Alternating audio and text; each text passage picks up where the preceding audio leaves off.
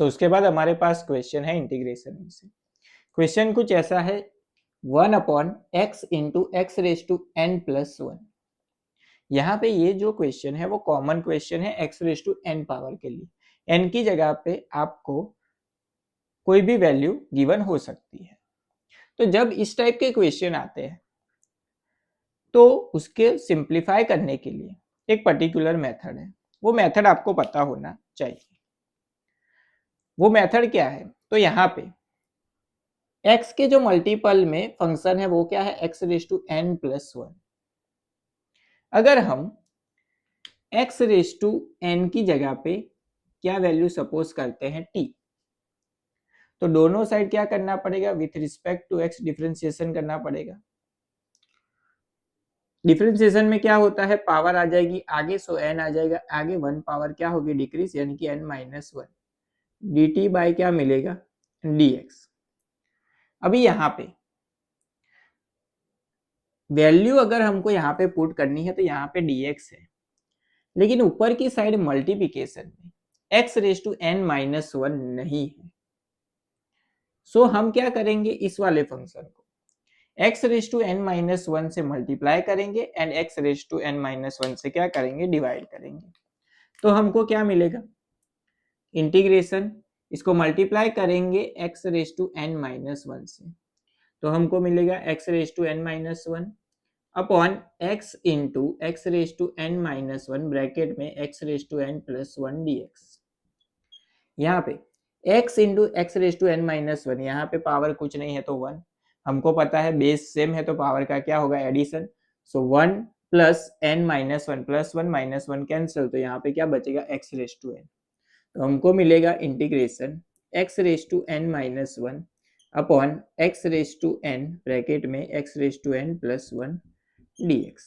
यहाँ पे अब वैल्यू हम पुट कर सकते हैं।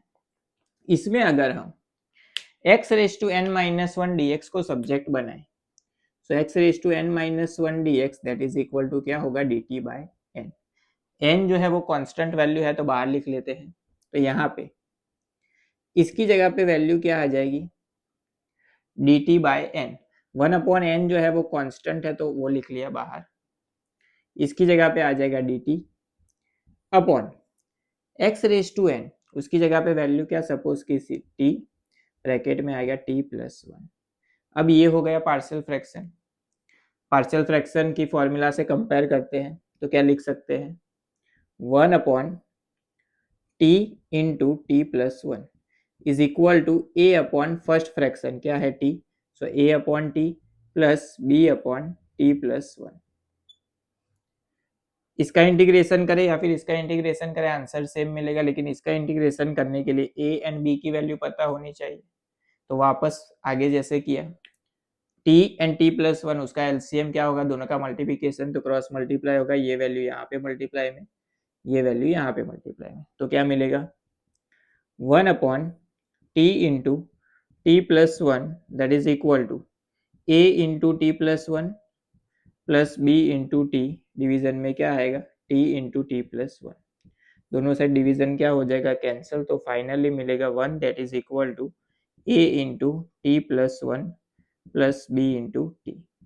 अब यहाँ पे दो फैक्टर है हमारे पास, एक है t, दूसरा है t प्लस 1। दोनों को इंडिविजुअली जीरो से कंपेयर करें, so t is equal to direct क्या हो जाएगा? 0। सो t की जगह पे सबसे पहले क्या पुट करेंगे इस इक्वेशन में? 0। t की जगह पे 0 पुट करेंगे तो 1 दैट इज इक्वल टू क्या लिख सकते हैं? a इंटू 0 प्लस 1 क्या हो जाएगा? 1। यहाँ पे 0 तो b पूरा 0 हो जाएगा, तो a की वैल्यू क्या मिलेगी? 1। उसी तरह से इस वाले इक्वेशन में t plus 1 is equal to 0, तो t इज इक्वल टू क्या होगा? माइनस 1।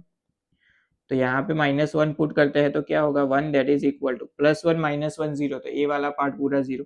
b इंटू माइनस 1 वो होगा माइनस b, माइनस को सामने तो b की वैल्यू क्या हो जाएगी? माइनस 1। इस वैल्यू को यहाँ पे पुट करके सिंप्लीफाई करते हैं। 1 अपॉन n जो था वो कांस्टेंट था तो वो आ गया बाहर इंटीग्रेशन। a की जगह पे वैल्यू क्या मिली थी? 1, सो 1 अपॉन t माइनस b की जगह पे था माइनस 1, तो प्लस की जगह पे क्या हो जाएगा? Minus 1 upon t plus 1 dt। हमको पता है 1 अपॉन t, उसका इंटीग्रेशन क्या होता है, log mod t। सो 1/n वैसे का वैसा ब्रैकेट में log t minus log t plus 1 plus C, ये हो गया इंटीग्रेशन। हमको पता है log के अंदर माइनस की साइन है तो डिवीजन में लिख सकते हैं, तो 1/n log mod t upon t plus 1 plus C. t की वैल्यू क्या सपोज की थी, x रेज टू n, तो उसको पुट कर लेते हैं।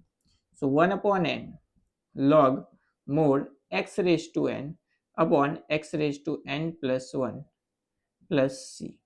तो ये हो गई कॉमन फॉर्मूला जब आपको इंटीग्रेशन में इस टाइप का फंक्शन दिया जाए तब। मान लो कि यहाँ पे हमको फंक्शन दिया गया है कि integration 1/x into x raise to 7 plus 1। तो यहाँ पे n की जगह पे वैल्यू क्या है, 7। तो आपको क्या करना है, सिर्फ यहाँ पे n की जगह पे आपको 7 पुट करना है। तो आपका जो आंसर है वो होगा 1/7 log mod x raise to 7 upon x raise to 7 plus 1 plus C.